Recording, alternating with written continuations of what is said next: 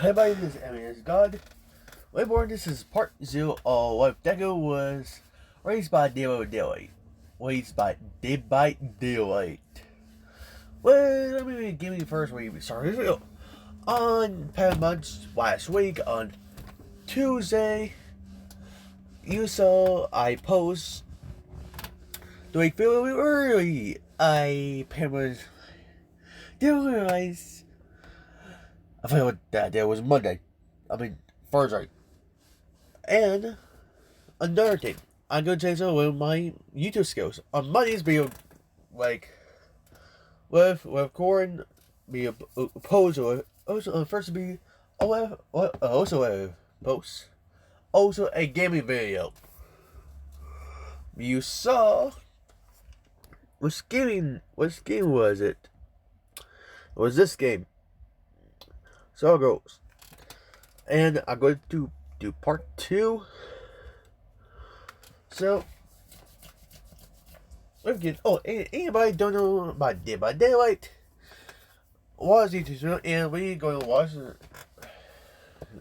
No one know about the entities, so I shout to Pixel Bush to this explain to this display video.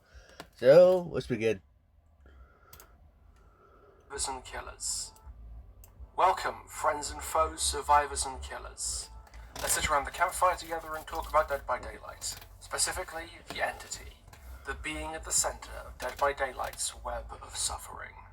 From the very beginning, behavior is always committed to Dead by Daylight having a lore explanation for basically everything, which gets challenging when you realize how fanciful many of this game's situations are. If you ever found yourself asking things like, why do the killers put survivors on hooks instead of just killing them on the spot? Why are there internal combustion generators in the middle of this medieval town square? Or why hasn't our cast of trained soldiers, cops, heroes of humanity and Oscar-winning actors beaten up this teenager with a small knife and taken their lunch money yet? Then congratulations, behavior had you in mind when writing this game's world. Most players choose to just accept it as part of the game experience. But for those who persisted with the questions, there lies one critical answer. This thing happened because, well, the entity did it. This is the way that it is because this is the way the entity has decreed it be done. Whenever you notice something like that, a wizard did it. I see, alright, yes. But in episode AG4... Wizard. Over the years, this answer has kind of become taken for granted. But today I'd like to go back to basics and ask some questions about the big spider in the sky. What is the entity? Why does it do what it do? How does it do it? And one day, could it ever be defeated? First things first, let's get a sense of what we're dealing with here. Dead by Daylight's world is an expansive and varied multiverse, where some universes are very similar to their alternate universe counterparts, but some are radically different. This is where our survivors and killers, both licensed and original, come from. The entity is a being that lives in the space between these universes, a space that has become known as the realm of the entity. And in that realm, it is effectively God. Despite not having a fixed physical form in and of itself, it has created huge, quite possibly infinitely huge, amounts of physical space within the realm of the entity, and interacts with that space using the oily black legs or tentacles that you'd see in the trials. When a survivor is sacrificed on a hook, the entity reaches into the realm to scoop them up into its embrace and devour them completely. While the trial grounds are pretty much the only places in the entity's realm we regularly get to visit, there's a lot more in the realm than just these trial grounds. There are tons of stories from characters outside the trials that suggest there's a lot more going on to the realm than typical DVD gameplay will have you believe. There's conventionally recognizable structures like ruined temples, decrepit castles, or most terrifyingly of all, America, that sit side by side all together with more alien vistas, like gardens full of carnivorous plants, mysterious towers with scrolls of arcane knowledge, and even steampunk airships. If you're interested in reading more about this, I can highly recommend the tomes that explore the outside the trials in the Observer sections. They're actually pretty fun reads a lot of the time. The realm, and everything in it, is made of a substance called auric particles, which the Observer stories imply are basically manifestations of conscious thought that coalesce into matter, and the entity seems to be made of these things as well. The Observer describes it as a being made of pure consciousness, that feeds on the emotions of living things to survive and grow. Without a constant supply of fresh emotions, it's implied the entity would wither away and die. Not stated, mind you, but implied. This is where the trials come in. Rituals of slaughter in which the killers in the Entity service hunt down survivors taken from their homeworlds and made to fight for survival. To a being that feeds on emotions, a trial of 4 survivors being hunted down by a killer is an all-you-can-eat buffet where you can feast on a sashimi platter of fear with the sticky ribs and noodles of incredible pain and suffering and the jelly and ice cream that come with the relief of the survivor escaping with their life. Well, but that guys. Emotion isn't even a survivor exclusive. The Entity feeds on the emotions of the killers too, whether it be with the resentment they harbour towards other forms of life, or the sadistic glee of the hunt and the kill at hunt's end. I guess in this case it's like a crab rangoon, if the biometaphor really isn't important at this point. Not too sure why, but now I just want crab rangoons. In any case, the trials form what is effectively a self-fueling engine for the Entity. Survivors and killers go in, emotion pours out. And that emotion feeds the Entity, which uses the resultant auric particles to construct and maintain the realm, and reach into other worlds to abduct new survivors and killers to keep the emotions fresh in a never-ending cycle of carnage. That's why the killers impale survivors on their meat hooks as an offering to the Entity instead of simply killing them outright. Throughout this hooking ritual, they prolong the suffering of their victims and present it to the Entity in the most digestible form. The eldritch horror version of making sure that the peas don't touch the meat, or putting the juice in the Entity sippy cup so it doesn't spill everywhere. Those who survive the trial are led back to the campfire to wait in trepidation and terror until the next begins, and those who die are drained of their anguish and pain by the Entity before being sent back in their turn, reconstituted into their physical forms to be consumed all over again. You might think that after a few deaths and respawns, death starts to lose its sting, as survivors realise that no matter what they do, they'll just end up back at that campfire and thus lose the fear of death. But with each resurrection at the Entity's hands, the survivors' memory is wiped of their prior experiences in the trials and are sent back to the campfire in the same state they first arrived, so that their fear can be kept fresh and bountiful for as long as the Entity pleases. This particular story element has been a widely maligned one by members of the fan-writing community for Dead by Daylight, because the routine memory wipe survivors experience does substantially reduce the storytelling potential of interactions between survivors during or after the trials. Fanfiction writers absolutely love to ignore this detail, and for what it's worth, I don't blame them. Trying to write around that shit is hard as hell, so treating it as though it isn't canon makes sense. That being said, I wouldn't be comfortable seeing a full retcon of it, because its absence creates a pretty significant plot hole that would need to be addressed well, and I think the idea of barely escaping a trial with your life, and then seeing the person you just saw murdered in front of you staring back at you from across that campfire with no recollection of who you are, is a really interesting one. I know that would amplify one's survivor's guilt. Do you tell this person that you left them to die while you escaped with your life? How guilty do you feel that you left them behind when they're staring right back at you over the flames? I think it's pretty elegant, but I get it if you find it to be irritating. Effectively, pressing the reset button on dead survivors to keep their fear fresh does have its limits though. And the Entity demands a constant stream of new victims, because in its gluttony, the Entity goes through its survivors pretty fucking quickly, even with the memory wipe method. Every time the Entity feeds off a survivor, a little part of their soul chips away, and with it their emotions become a little duller, their sanity a little bit more fractured, and the Entity's iron grasp on their psyche loosens just a little bit. There's a story in the Observer tones about survivors who momentarily remember all these painful deaths. Memory slipping through the cracks of madness that manifests as survivors in the form of hallucinations or waking nightmares. And when these start to come, it's a sign that the Entity's use for them is dwindling. When a participant of the trial is no longer fit for purpose, the Entity banishes them to the void, a sub-realm distinct and cut off from the realm, where the Entity's broken playthings go to languish for all eternity. Those who wander this barren landscape are soulless, emotionless husks, worn down beyond feeling by an incalculably long and tortured existence at the Entity's hands. These people can be found today in the stream category for League of Legends. We only know of 2 figures who've managed to escape the void in the past. Talbot Grimes, the man who eventually became the Blight, and Vigo, an alchemist who lived in the fog for some time, and his notebook and workshop Talbot found when he arrived in the realm. We'll talk more about them and how they escaped the void later, but for now we have our basic picture of what the Entity is. The Entity is the ultimate emotional parasite, harvesting victims from the vast multiverse and spiriting them away to the realm, a hellscape literally made of the stuff of nightmares. When there, it drains their emotions to feed its ravenous hunger, until their soul wears down to nothing and they're hurled into the void to rot. For what it's worth, inhuman monsters composed of manifested human emotion are nothing new in horror. While Jacob's Ladder blazed the trail for monsters like this on the big screen, Silent Hill is probably the definitive example of this idea, being a location that reflects the emotions, neuroses, and traumas of the people who enter it. When James Sunderland entered Silent Hill, for example, in Silent Hill 2, his guilt over his wife's murder manifested in images of domestic violence and sexual frustration, while Heather Mason in Silent Hill 3 arrived with anxieties over growing up too fast, taking responsibilities that she didn't ask for, and that she wasn't ready for, which came back to haunt her with images of womanhood, pregnancy, and religious devotion to the cult that chose her as God's vessel. The entity is a few steps up from this. Our entire way of life depends on space. From banking... Not the psychological landscape of one person, but all the nightmares of the entire human race. Every sentient being and spirit player across every universe encumbered with the concept of fear. This is why all of the game's maps are compositions taken from places in the memories of these characters, and why generators, palettes, exit gates, and whatever else use in such anachronistic spaces. The entity has no imagination of its own, only the coalesced experiences and memories of the fogged residents.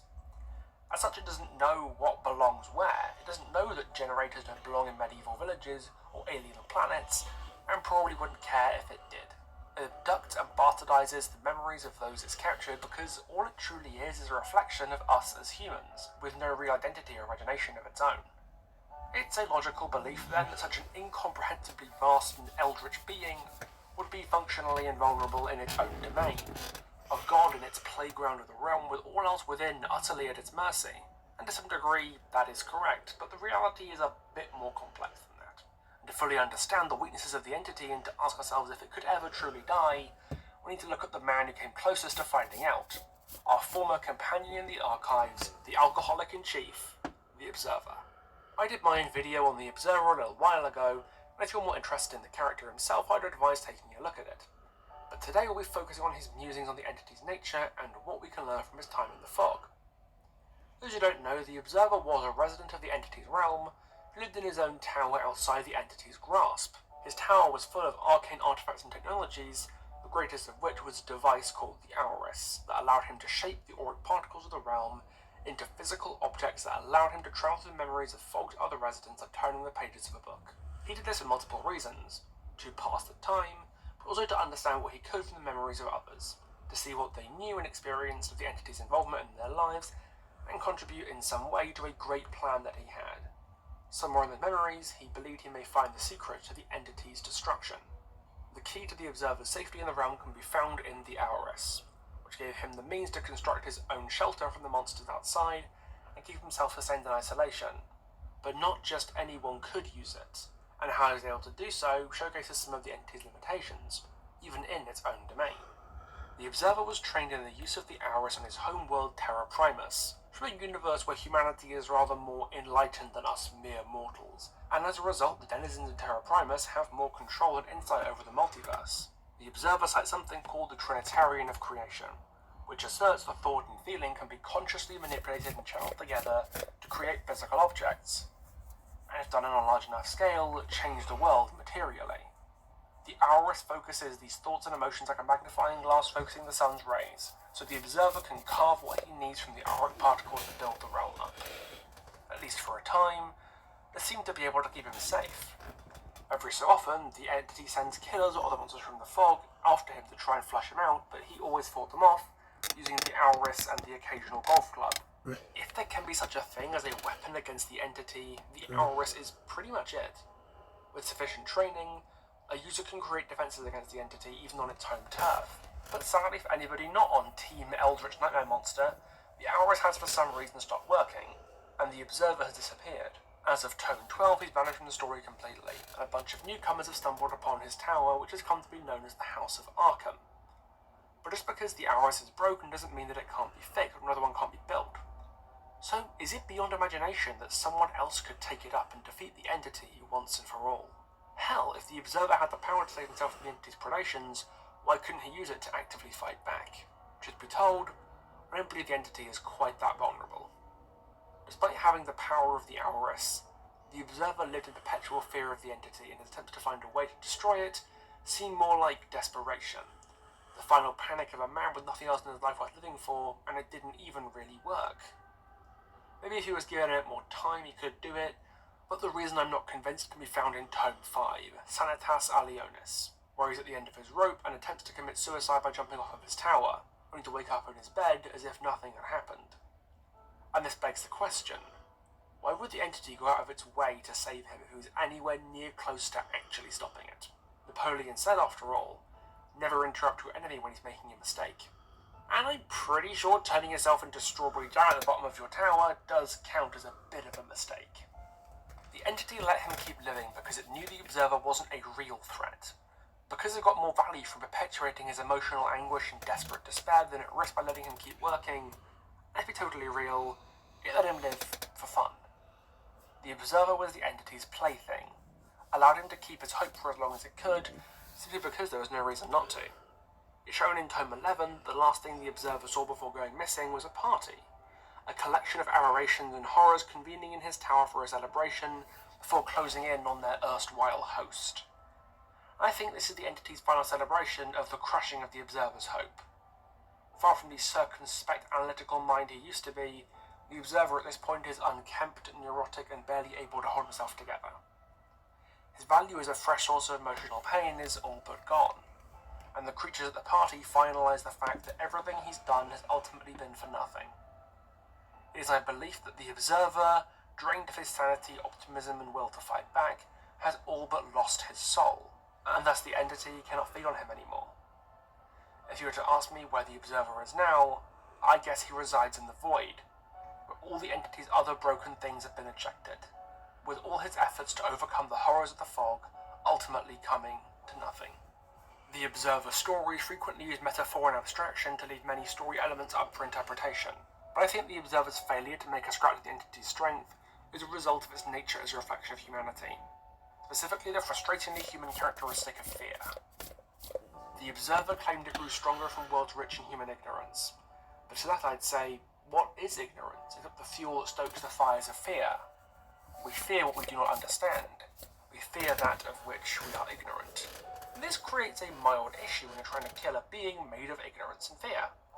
A creature of flesh and blood can be killed by destroying its body, but killing a creature made of concepts, of ideas, is a lot harder, especially when it's made of the collective consciousness of every human being in every universe. Killing an idea is almost impossible when everyone is, to some degree, having the same idea at once. And the Observer failed in his mission to exterminate the entity, not because it's completely impossible, but because it's so far beyond the scope of a beady alcoholic in his tower that it'd be like trying to put out a wildfire by pissing on it. The Observer said the entity's grip is more loose on more enlightened worlds like his home on Terra Primus, because the people there are less ignorant. There's less darkness and fear to prey upon because the world and its processes is more intimately understood. If there is a way to truly weaken the entity, this is how you would do it. The mass enlightening of humanity across every world, giving them less to fear, and starving the entity of its ability to harvest new souls to feed the machine. In this hypothetical scenario, maybe the entity could die. But that sadly isn't quite how humans work, and the entity should be treated less like a creature and more like a fact of life. It reflects an aspect of us that will never truly go away, at least not until we do. For as long as those exist who choose to live in fear of the unknown before trying to understand it, for as long as people exist who will harm others simply because they can, because they feel the joy of cold-blooded cruelty or sadism, for as long as the child lies awake at night, scared of the monster under their bed, the entity will always exist. That monster under their bed will be there, and one way or another, its hunger will be sated. David, the movie. I will not. Thank God that isn't real. If evil forces that embodied the worst aspects of the human experience and inflicted suffering on untold swaths of innocent victims to sate their endless gluttony actually existed, that would really suck, wouldn't it? So with the entity as an unavoidable fact of life, what should we be looking out for to see what lies in store for our favourite old spaghetti monster from beyond reality? Well, I can make you recommendations for story beats that are likely to give us more information about the entity and its activities.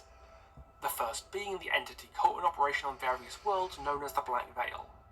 I'm not going to spend too long on the Black Veil as an organisation, There's enough written about them at this point for them to get their own video, and that video is in the planning stages. But I'll give you the Cliff's Notes. The Black Veil is a secret society of entity worshippers with immense power and resources, who frequently meddle with world affairs to make human sacrifices to the entity, bring killers or survivors into the entity's fold, or shape major events from the shadows to some unknown final agenda.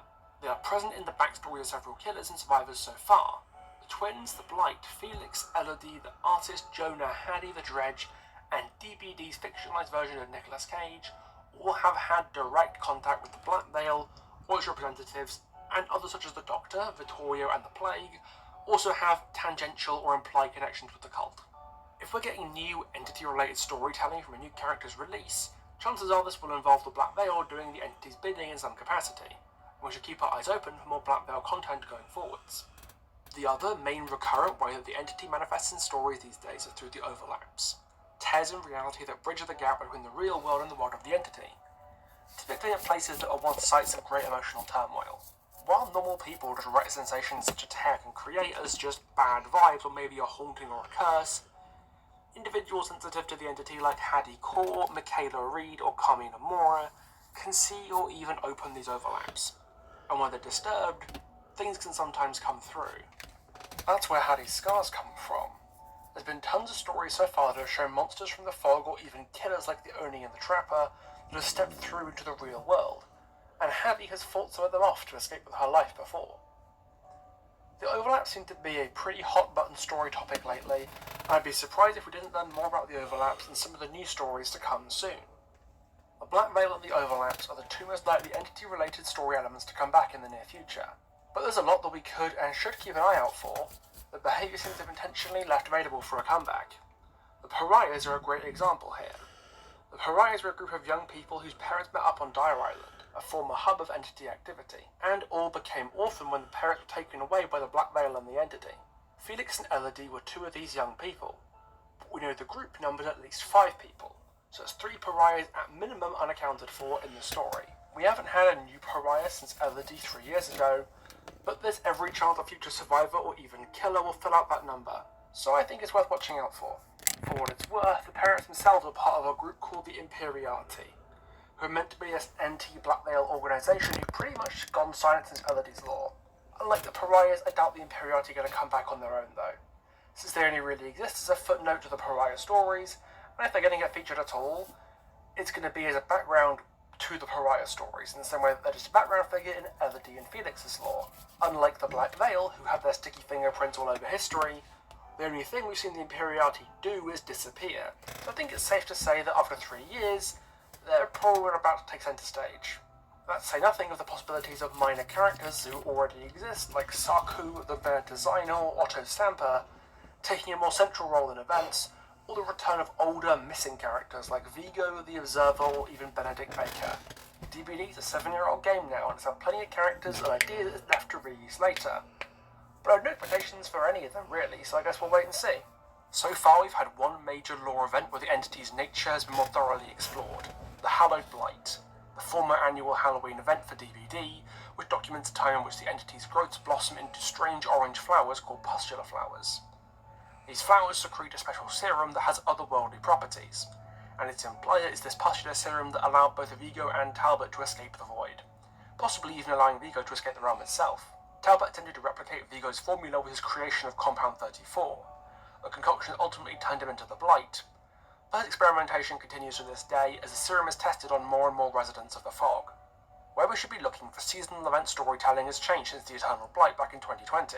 Instead, there are 2 places where more entity-related storytelling is being potentially progressed through events. The Void Machines that we see in the annual Halloween event Haunted by Daylight that took over from the Hallowed Blight, and Jezebel, the mad designer responsible for the Twisted Masquerade event we see every anniversary.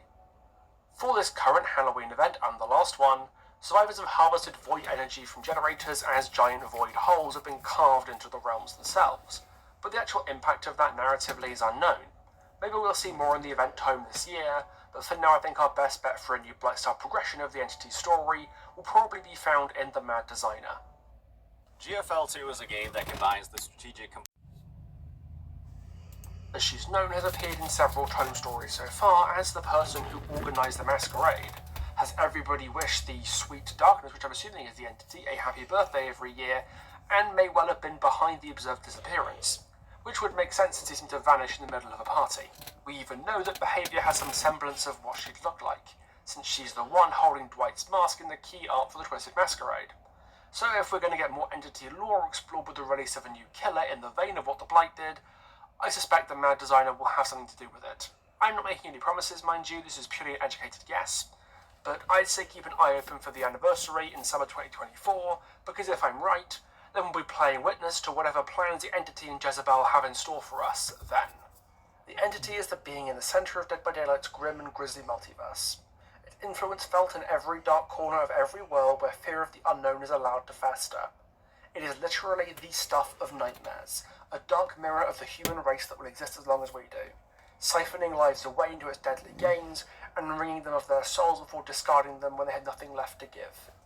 And it's not even evil, not any more than the human race is, because its predation on our mundane fears and urges is all it truly knows.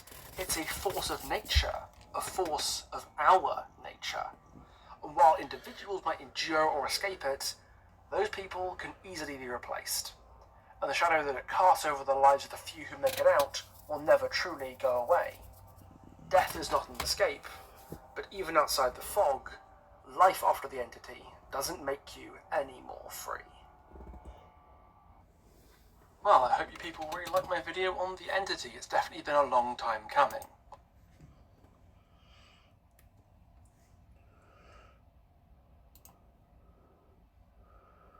That was the entity. So, yeah. So, if you find me again, yeah, either spoiling video or spoiling this part, and that was the only spoiler I'm going to do. So, we'll find me again with our Hashi and daughter. Hashi escaped the entity realm a long time ago. To the point, he's very freaked out. Incoming daughter follow Hashi and daughter, and he fell off had a kid named Zuku. A couple years later, Zuku was age 4. And Zuku said, "Mom, Dad, court doctor. And both said, "Where comes Zook?" Hashi said, and Inko said, "Come, sweetie." The three family go to a court doctor, and no surprise, Zuku is quirkless. Inko okay, and Zuku was in his room crying and sleep, but Inko was yelling, cussing at Hashi. "Oh, you didn't tell me you were quirkless." I didn't want to quirk what still? No, quirks are mutation genes or human genetics. Oh, don't give me that in the sea as you knock him out. And the next day he got a straining order and he signed on it. And the next day he died from not from an anti, from a villain attack. So yeah. 2 years later, Zuko was actually Subversion 10, and Batman he is getting beat up, cut, shot, and pairs to a point to Inko. Inko hate quirk people. And Zuko only have was his black pants, red shoes, green pants, red shirt, green jacket, and black gloves only.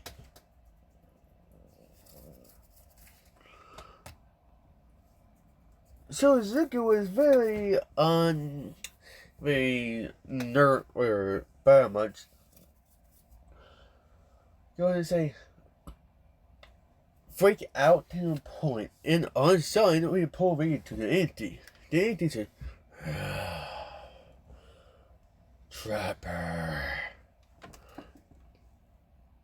Trapper said, "What do you want, Auntie?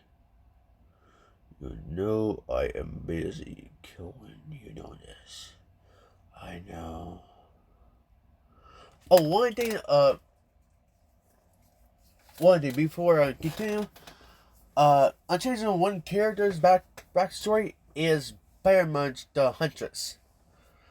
Her real name is known Yuzu, and she died as it was 4. Saying he got his court, she died from blood loss. So makes sense in that way. In more on doing this story, more different down the road, more confusing. Yeah, that's my why. Okay, back with get free.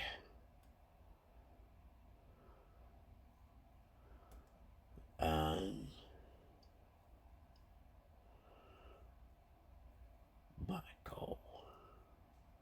Well, anything was fake. One more character.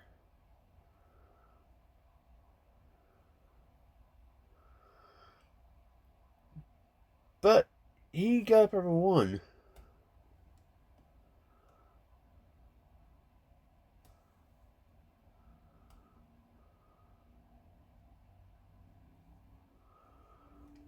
He was thinking.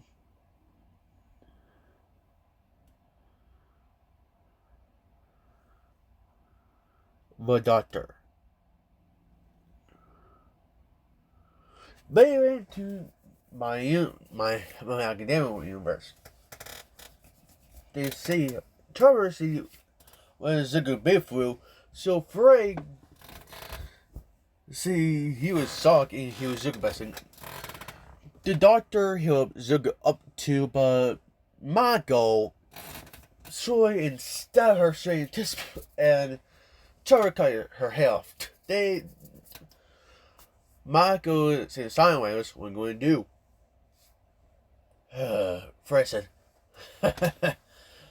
okay, get some clothes and food for him. Can't feel anything else. We can go take him to Auntie. Trevor said, yes, sir. I'm going to be an orphan. Trevor. Okay. Yes, sir. Let's do it.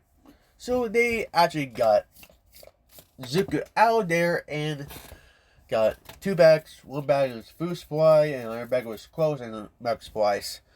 They went to the Auntie realm. The Auntie go a little bit. Do the Auntie. Okay. I can't think about that too much. Hi. Oh, someone down with hard. They might know dimension and they are in it. So Zuko was shocked and he was scared. What is this place? And Zuko see parents a Huntress. The Huntress was the same age as him, 10.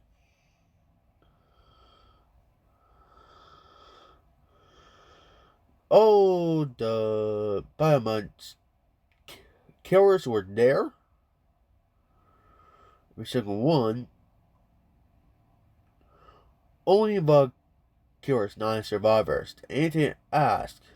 Who are you? My name is Zuko Midora. Anything asked. So, are you the son of Hoshi? Husband Midori, that's my dad. He died from a villain attack. The woman my character killed. He explained that his mother did. He explained he was granted abuse and also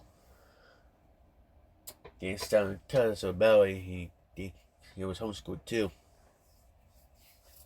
So makes sense. So they asked him you want to join the care team, and Zuko pretty much said, of course I want to. Good. So you be living with Trevor for now. And Trevor said, why me? You're best friend of his dad. You're a survivor. Now I'm not right now.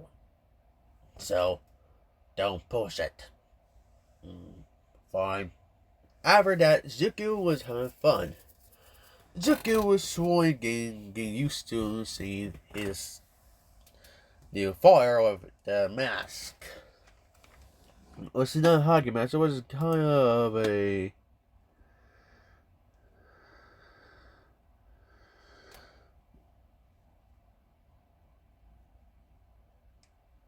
kind of weird kind of mask.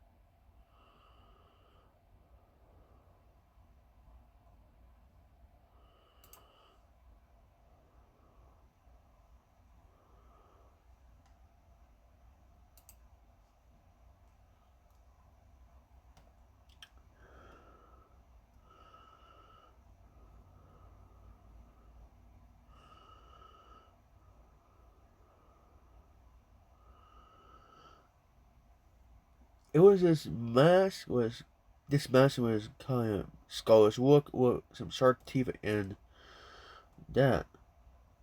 It was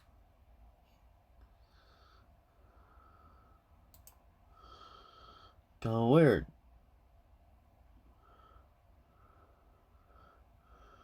Terror tells Zuki don't touch his mask or his clothes. He got some clothes, but I will teach him how to use weapons. I was on use constantly. He asked what kind of weapons he used. I use 3 type of weapons. He explained. Then 4. One is called trap, that's my ability. Okay. Another called club.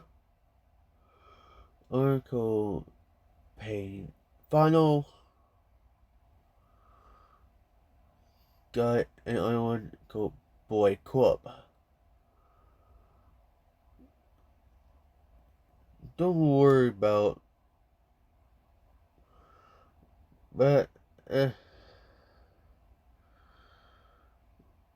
I got used to it, and over time you will get used to it too. But anything gives Zuko ability is called that ability. Means he can train the killers, he will become more stronger. To the point, he was so strong he can create his own, find his own hunting grounds. Those hunting grounds are the killers' places they live in, their home.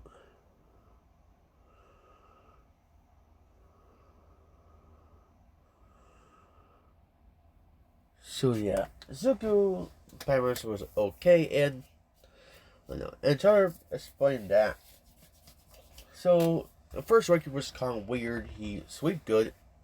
Char waking up and explaining he need hunt some humans with me. Huh? It's breakfast. I'm hungry. And starting to hear his belly was growling. Terrific. Of course, kids.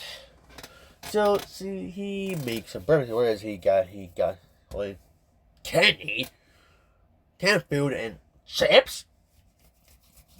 He pretty much told two people around him buying stuff. It was Michael and Freud. He yelled, "What do you do, guys? This stuff?" And Michael's playing Freud getting chips and anything. I'll get this and get it. He's probably hungry for breakfast. A couple days. Where is that canned food at? Oh, first I tossed him out. Where? Before we left. He got one up on the start. Those canned food got a lot of meat and lasts more longer than his junk. Oh man. After that, he went to the country to explain what Frey and Michael did. And she was dumbfounded. She's just in Russian. Oh, God. That it was explained a lot. Why I smell junk in that bag? I know. So after that, they went to the hunters hunt some deer, bunnies, and a bear. And she got all the highs of all three and cooked them up. And Zuko seen as in the three of them ate. And she was hungry, and Tara, of course, was hungry too. So they both, all three of them, eat breakfast that way. So Tara spoiled what Freddie and Michael did, and Zuko looked dumbfounded and said, of course. Probably to Zuko F, probably to Misky, and to Kasumi. It gave female about go. Both daughter and mother were sorry Inga was dead, and Zuko was gone, and they do it for an entire month. He was parents, his status was dead. So yeah, he was parents be dead. So don't bother for that, and he was Scorpius. But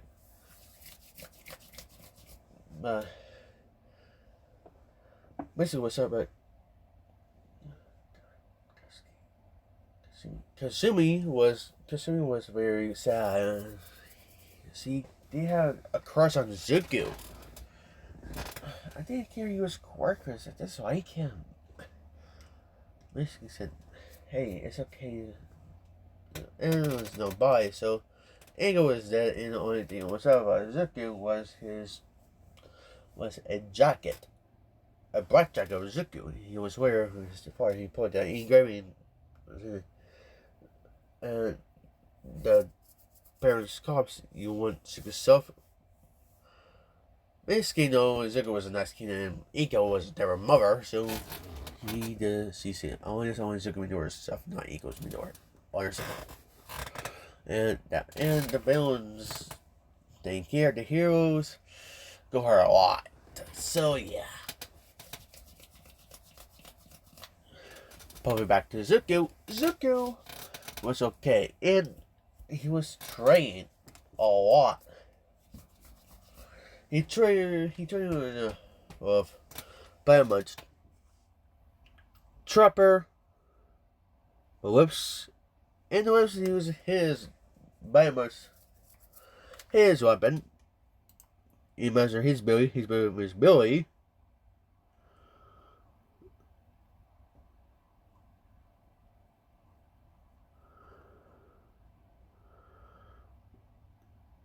In Anno X or Skull Crusher, a boy Anno X. The three weapons he used too.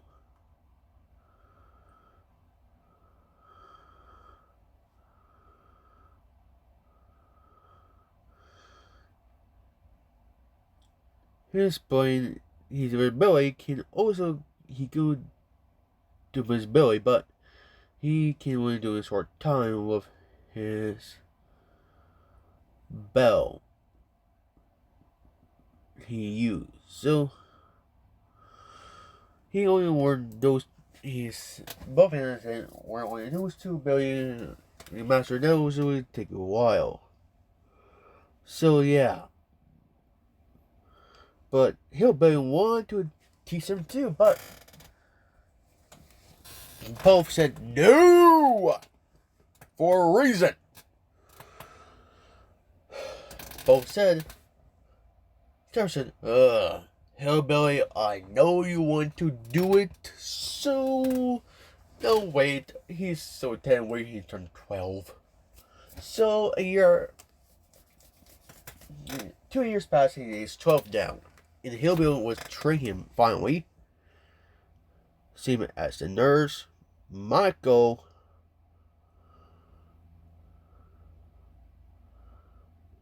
and the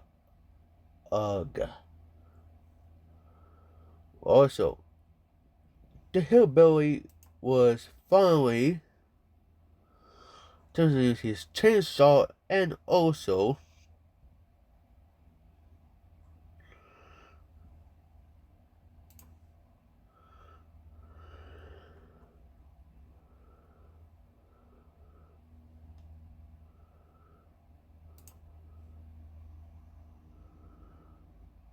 Tom Jack. Oh, no, that's pants. Boot, Con Hammer, Joe Hammer, Bud, Spike, Courtney, Hammer. Use. So, look where those weapons. After that was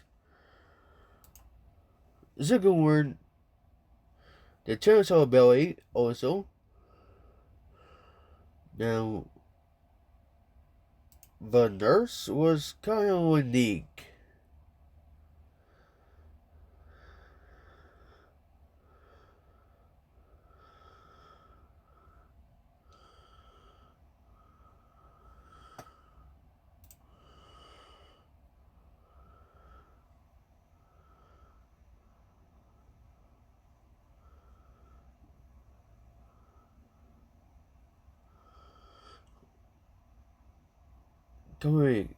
It's called Mr.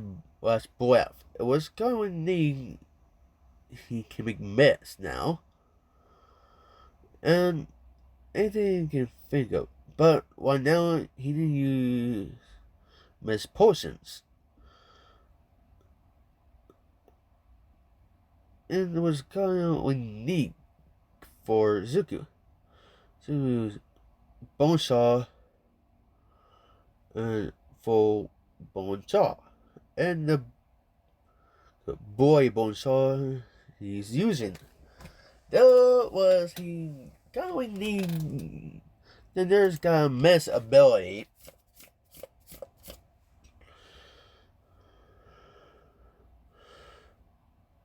But for Michael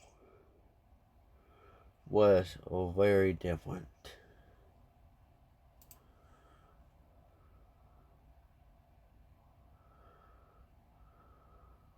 Unique. His part called Evil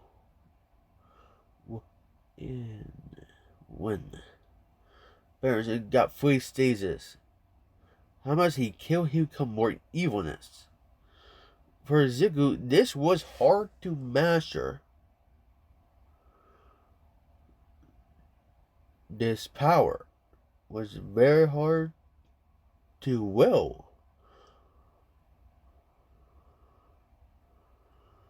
But over time, he gained caution to master it.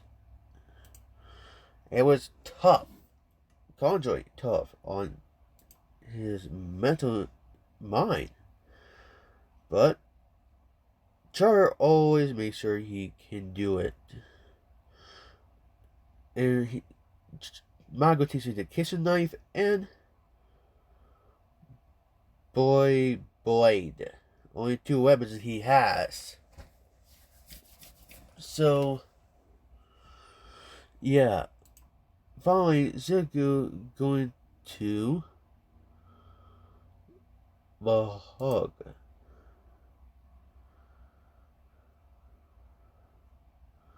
Her powers were kind of unique. Also, go black, and then go to land. She can teleport. A teleport power, but for Zuko, it's hard to teleport right now, so she teaches him more on her. She don't use no weapons, so she create Melquas for Zuko.